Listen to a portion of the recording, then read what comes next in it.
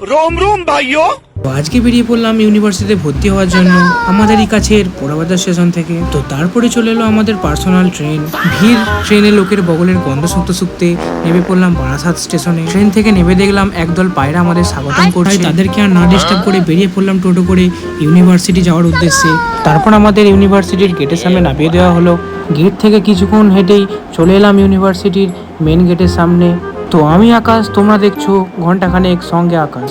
তো গেট দিয়ে ভেতরে ঢুকতেই দেখলাম আজকে অনেক ভিড় রয়েছে কলেজের মধ্যে। কিছুটা এগিয়ে দেখতে পেলাম একটা বিশাল আকারের ফোয়ারা। যেহেতু বাড়ি থেকে চান করে যায়নি তাই ইচ্ছা করছিল ফোয়ারার মধ্যে স্নানটা সেরে ফেলি। অনেক লোক থাকায় মান সম্মানের খাতিরে তাই আর চানটা করলাম না।